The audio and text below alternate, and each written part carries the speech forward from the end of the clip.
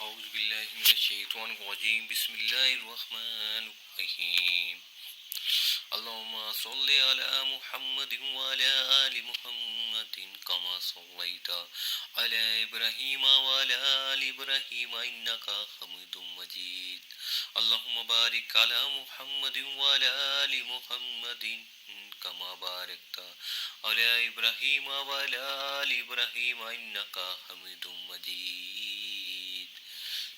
بسم الله الرحمن الرحيم هو الله الذي لا إله إلا هو الرحمن الرحيم المالك القدوس السلام المؤمن المهيمن العزيز الجبار المتكبر الخالق البارئ المصور الغفار القهار الوهاب الرزاق الفتاح العليم القابض الباسط الخافض الرافع المعز المذل السميع البصير الحكم العدل اللطيف الخبير الحليم العظيم الغفور الشكور العلي الكبير الحفيظ المقيت الحسيب الجليل الكريم الرقيب المجيب الواسع الحكيم الودود المجيد الباعث الشهيد الحق الوكيل القوي المتين الولي الحميد المحيي المبدئ المعيد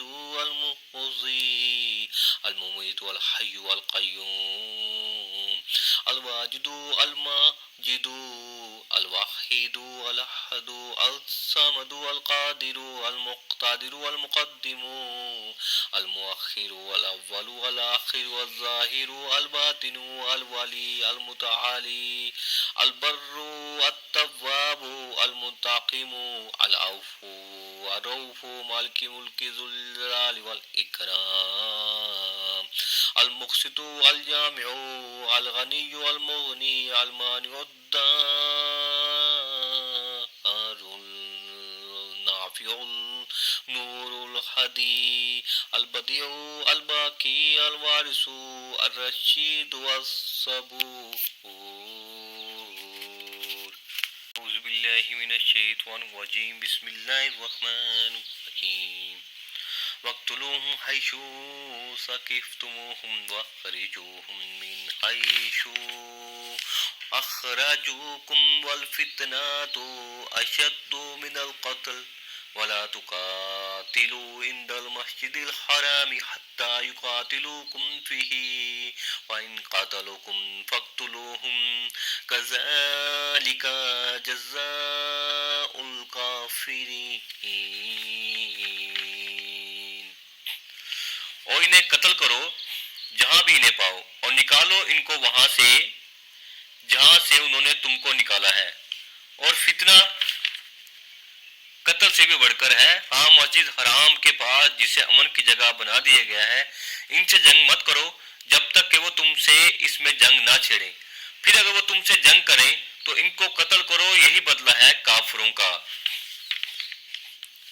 مہاجرین مکہ مکرمہ سے نکالے گئے تھے وہاں پہ محمد رسول اللہ صلی اللہ علیہ وآلہ وسلم اور آپ صلی اللہ علیہ وآلہ وسلم کے ساتھی اہل ایمان پر کافیہ حیات تنگ کر دیا گیا تھا تبھی تو آپ صلی اللہ علیہ وآلہ وسلم نے ہجرت کی اب حکم دیا جا رہا ہے کہ نکالو انہیں وہاں سے جہاں سے انہوں نے تمہیں نکالا ہے کفار مشرکین سے قتال کے زمن میں کہیں یہ خیال نہ ہے کہ قتل اور خون ریزی بری بات ہے یاد رکھو فتنہ اس سے بھی زیادہ بری بات ہے فتنہ کیا ہے ایسے حالات جن میں انسان خدا واحد کی بندگی نہ کر سکے اسے غلط کاموں پر مجبور کیا جائے وہ حرام خوری پر مجبور ہو گیا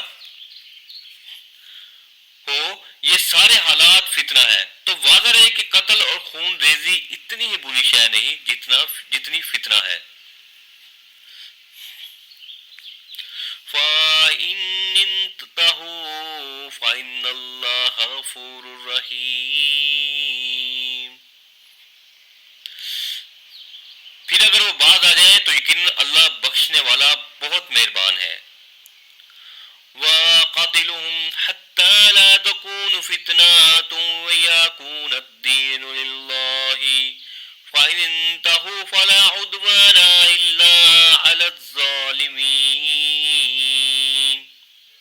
اور لڑو ان سے یہاں تک کہ فتنہ باقی نہ رہے اور دین اللہ کا ہو جائے.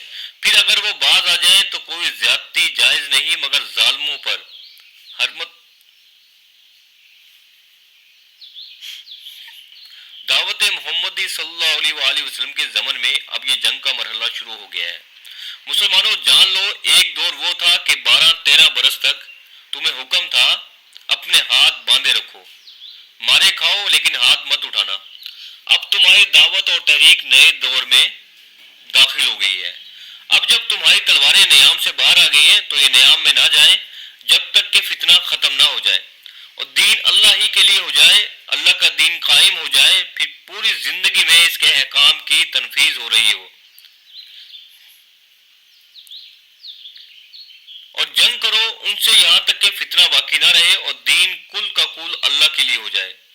دین کی بالادستی جزوی طور پر نہیں بلکہ کلی طور پر پوری انسانی زندگی پر قائم ہو جائے، انفرادی زندگی پر بھی اور اجتماعی زندگی پر بھی، اور اجتماعی زندگی کے بھی سارے پہلو کلی طور پر اللہ کے احکام کے تابع ہوں.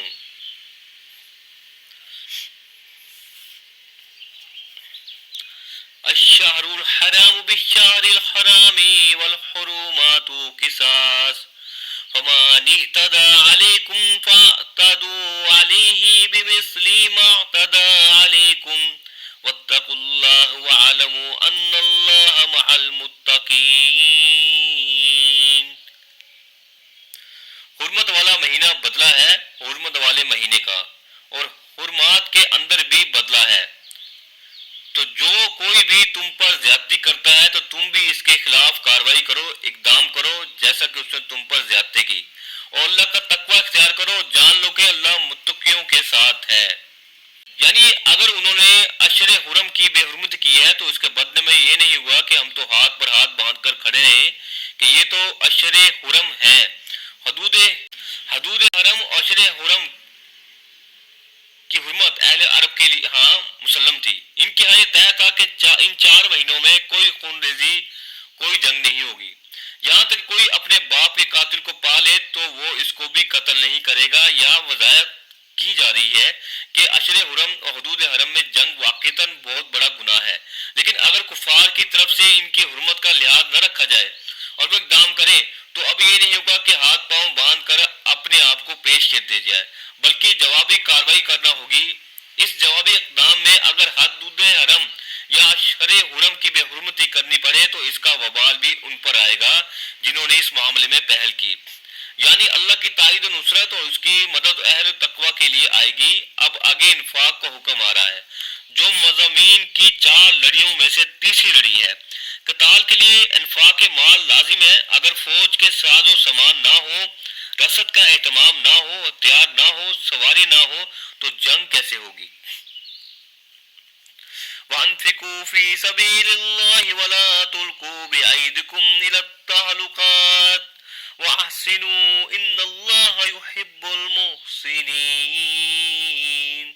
اور خرچ کرو اللہ کی راہ میں اور مت ڈالو اپنے آپ کو اپنے ہاتھوں ہلاکت میں، اور احسان کی روش اختیار کرو.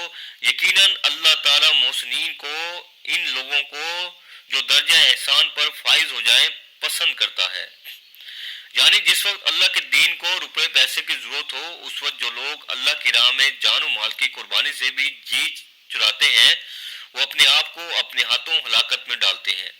جیسے رسول اکرم صلی اللہ علیہ وآلہ وسلم نے غزوہ تبوک کے موقع پر عام اپیل کی اور اس وقت جو لوگ اپنے مال کو سمیٹ کر بیٹھے رہے تو گویا انہوں نے اپنے آپ کو خود ہلاکت میں ڈال دیا. اپنے دین کے اندر خوبصورتی پیدا کرو، دین میں بہتر سے بہتر مقام حاصل کرنے کی کوشش کرو. ہمارا معاملہ یہ ہے کہ دنیا میں آگے سے آگے اور دین میں پیچھے سے پیچھے رہنے کی کوشش کرتے ہیں. دین میں یہ دیکھیں گے کہ کم سے کم پر گزارا ہو جائے، جبکہ دنیا معاملے میں آگے سے آگے نکلنے کی کوشش ہوگی. جو دنیا میں ہے اس سے کہیں بڑھ کر دین میں ہونی چاہیے. بس تم نیکیوں میں ایک دوسرے سے بازی لے جانے کی کوشش کرو. حدیث جبرائیل علیہ السلام ہے، حضرت جبرائیل علیہ السلام نے رسول اللہ صلی اللہ علیہ وآلہ وسلم سے 3 سوال کیے تھے. مجھے ایمان کے بارے میں بتائیں کہ ایمان کیا ہے، مجھے احسان کے بارے میں بتائیں کہ احسان کیا ہے. احسان کے بارے میں رسول اللہ صلی اللہ علیہ وآلہ وسلم نے ارشاد فرمایا احسان یہ ہے کہ تو اللہ تعالیٰ کی عبادت ایسے کرے گویا تو اسے دیکھ رہا ہے. پھر اگر تو اسے نہ دیکھ سکے یعنی کیفیت حاصل نہ ہو سکے تو کم سے کم یہ خیال رہے کہ وہ تجھے دیکھ رہا ہے. دین کے سارے کام عبادات انفاق جہاد و قتال ایسی کیفیت میں اور ایسے اخلاص کے ساتھ ہوں گویا تم اپنی آنکھوں سے اللہ کو دیکھ رہے ہو. اور اگر یہ مقام و کیفیت حاصل نہ ہو تو کم سے کم یہ کیفیت تو ہو جائے کہ تمہیں مستحضر رہے کہ اللہ تمہیں دیکھ رہا ہے. یہ احسان ہے. عام طور پر اس کا ترجمہ اس انداز میں نہیں کیا گیا. اس کو اچھی طرح سمجھ لیجئے. یہ مضمون زیادہ وضاحت کے ساتھ سورۃ المائدہ میں آئے گا.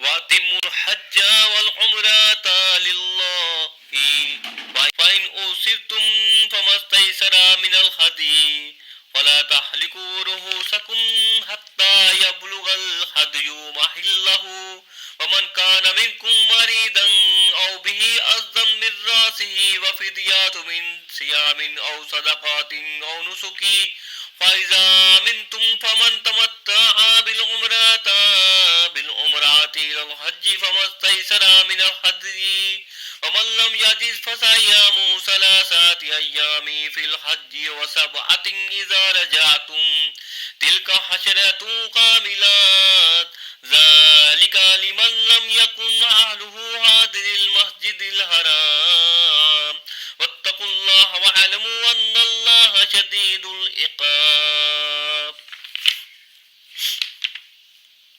اور حج اور عمرہ مکمل کرو اللہ کے لیے. پھر اگر تمہیں گھیر لیا جائے تو جو کوئی بھی قربانی میسر ہو وہ پیش کرو اور اپنے سر اس وقت تک نہ مونڈو جب تک کہ قربانی اپنی جگہ نہ پہنچ جائے.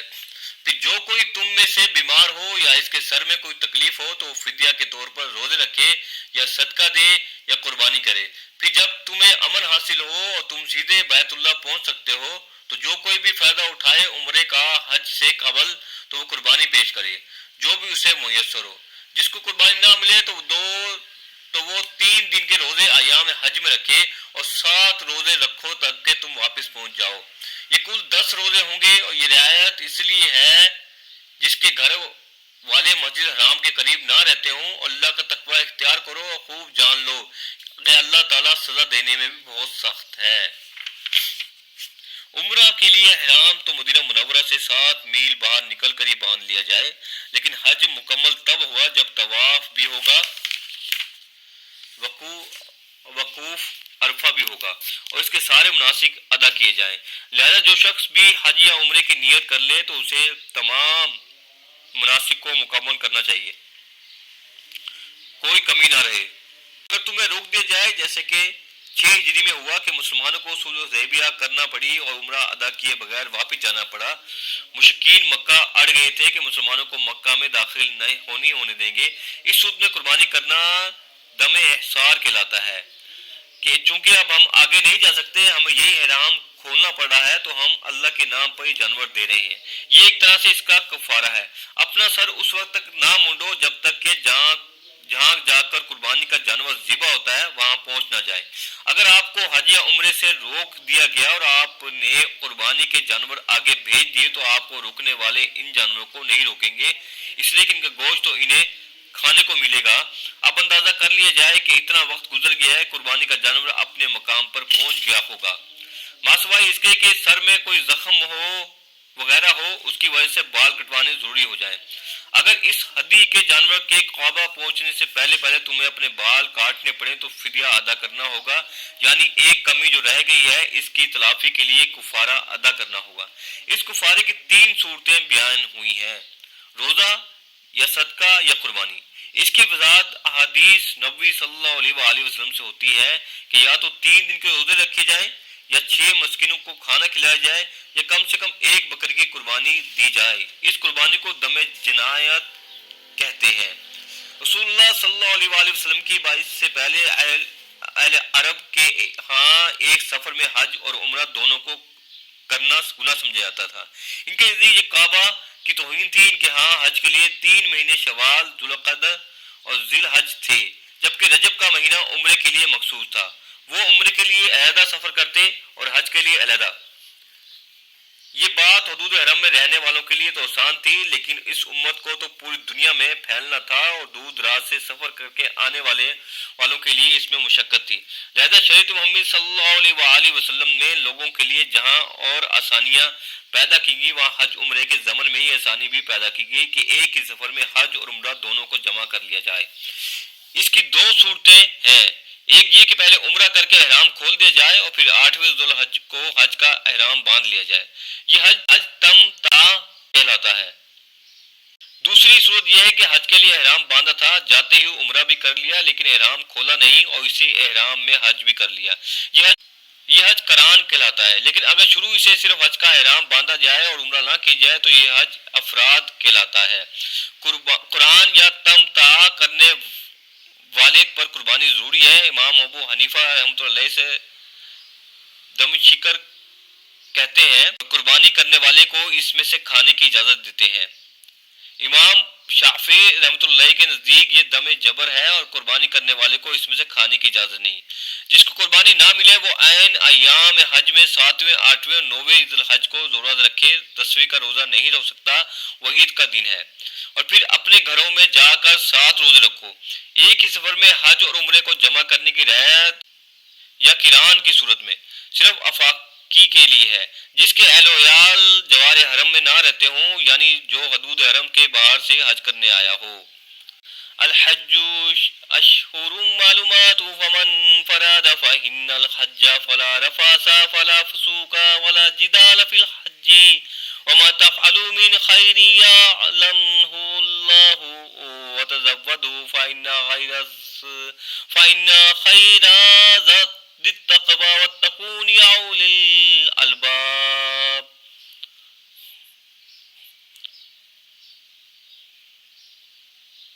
حج کے معلوم مہینے ہیں، تو جس نے اپنے اوپر لازم کر لیا ان مہینوں میں حج کو تو اس کو خبردار رہنا چاہیے کہ دوران حج نہ تو شہوت کی کوئی بات کرنی ہے، نہ فحش فجور کی، اور نہ لڑائی جھگڑے کی، اور نیکی کے جو کام بھی کرو گے اللہ اس کو جانتا ہے۔ اور زاد راہ ساتھ لے لیا کرو، یقیناً بہترین زاد راہ تقوی ہے، اور میرا ہی تقوی اختیار کرو اے ہوش مندو۔ پچھلے رکوع سے مناسک حج کا تذکرہ شروع ہو چکا ہے، اب اس 25ویں رکوع میں حج کا اصل فلسفہ، اس کی اصل حکمت اور اس کی اصل روح کا بیان ہے۔ عرب میں جو بھی پہلے سے رواج چلا آ رہا تھا اس کی توثیق فرما دی گئی کہ واقعہ حج کے مواقعات کے تعین اللہ تعالیٰ کی طرف سے ہے۔ لازم کرنے سے مراد حج کا عزم اور نیت پختہ کرنا ہے اور اس کی علامات احرام باندھ لینا ہے۔ زمانے حج میں جن باتوں سے روکا گیا ان میں اولین یہ ہے کہ شہوت کی کوئی بات نہیں ہونی چاہیے۔ میاں بیوی بھی اگر ساتھ حج کر رہے ہوں تو احرام کی حالت میں ان کے لیے وہی قید ہے جو اعتکاف کی حالت میں ہے۔ باقی یہ کہ فسوق و جدال یعنی اللہ کی نافرمانی و بہام لائی جھگڑا تو ویسے ہی ناجائز ہے، دوران حج اس سے خاص طور پر روک دیا گیا۔ حج کے دوران مناسک حج پر مستحضات جو بھی نیکی کے کام کر سکو، مثلا نوافل پڑھو یا اضافی طواف کرو تو تمہاری یہ نیکیاں اللہ کے علم میں ہوں گی، کسی اور کو دکھانے کی ضرورت نہیں ہے۔ یہاں تقوی کے دو معنی لیے گئے ہیں، ایک تو یہ کہ بہترین زاد راہ تقوی ہے، یعنی سفر حج میں مادے زاد راہ کے علاوہ تقوی کی پونجی بھی ضروری ہے۔ اگر آپ نے اخراجات سفر کے لیے روپے پیسہ تو وافر لے لیا لیکن تقوی کی پونجی سے تہی دامن رہے تو وہ دوران حج اچھی سہولیات تو حاصل کر لیں گے مگر حج کی روح اور اس کی برکات سے محروم رہیں گے۔ لیکن اس کا دوسرا مفہوم بھی بہت اہم ہے، اگر انسان خود اپنے زاد راہ ساتھ نہ لے تو پھر وہاں دوسروں سے مانگنا پڑتا ہے۔ اس طرح یہاں تقوی سے مراد سوال سے بچنا ہے، یعنی بہتر یہ ہے کہ زاد راہ لے کر چلو تاکہ تمہیں کسی کے سامنے سائل نہ بننا پڑے۔ اگر تم صاحب استطاعت نہیں ہو تو حج تم پر فرض ہی نہیں ہے، اور ایک شے جو تم پر فرض نہیں ہے اس کے لیے خواہ مخواہ وہاں جا کر بھیک مانگنا یا یہاں سے بھیک مانگ کر یا چندہ اکٹھا کر کے جانا قطعاً غلط حرکت ہے۔ ثم افیدوا من حیث افض الناس واستغفروا اللہ ان اللہ غفور رحیم۔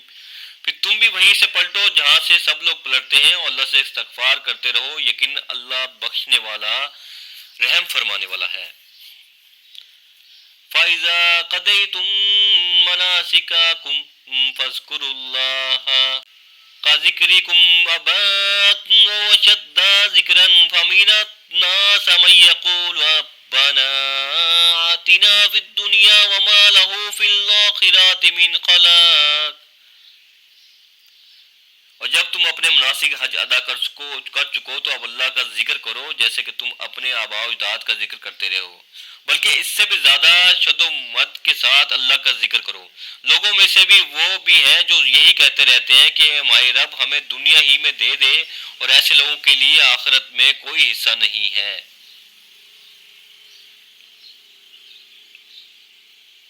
زمانہ جہالت میں قریش مکہ عرفات تک نہ جاتے تھے. ان کا کہنا تھا کہ ہماری خاص حیثیت ہے لہذا ہم منع ہی میں مقیم رہیں گے.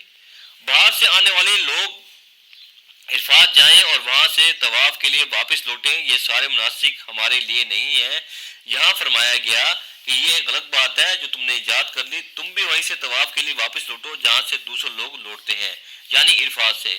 اپنی اگلی تقصیر پر نادم ہو اور اللہ سے اپنے گناہوں کی مغفرت چاہو.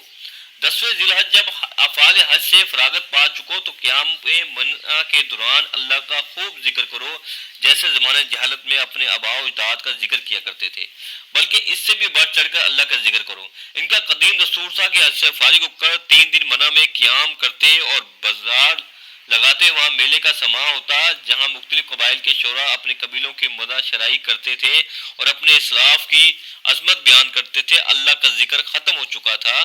فرمایا کہ جس شدت کے ساتھ تم اپنے آباء و اجداد کا ذکر کرتے رہے ہو اب اسی انداز سے بلکہ اس سے بھی زیادہ شدت کے ساتھ اللہ کا ذکر کرو. بعض لوگ وہ بھی ہیں کہ عرض حرم میں پہنچ کر دوران حج بھی ان کی ساری دعائیں دنیاوی چیزوں ہی کے لیے ہے، چنانچہ وہ مال کے لیے، اولاد کے لیے، ترقی کے لیے، دنیاوی ضروریات کے لیے، اپنی مشکلات کے حل کے لیے دعا کرتے ہیں، اس لیے کہ ان کے دلوں میں دنیا رچی بسی ہوئی ہے. جیسے بنی اسرائیل کے دلوں میں بچھڑے کا تقدس اور اس کی محبت جاگزاں کر دی گئی تھی، اسی طرح ہمارے دلوں میں دنیا کی محبت کر چکی ہے، لہذا وہاں جا کر بھی دنیا ہی کی دعائیں مانگتے ہیں. یہ واضح فرما دیا گیا کہ ایسے لوگوں کے لیے پھر آخرت میں کوئی حصہ نہیں ہے. جزاک اللہ. دوستو آج ہم نے 190 سے لے کر 200 تک کی تلاوت ترجمہ و تفسیر پڑھی ہے. اللہ سے دعا ہے جو تلاوت ترجمہ و تفسیر پڑھنے میں کوتاہی معاف فرما دے اور اس کو صحیح طرح پڑھنے کی توفیق عطا فرما اور اس کا صحیح طرح حق ادا کرنے کی توفیق عطا فرما. اللہ سے دعا ہے جو کچھ پڑھا ہے اس کو سمجھنے، اس پر عمل کرنے کی توفیق عطا فرما. اللہ ہم سب کو قرآن شریف کو ترجمہ سے پڑھنے، سمجھنے، اس پر عمل کرنے، اس تک پہنچانے کی توفیق عطا فرمائے. جزاک اللہ والسلام.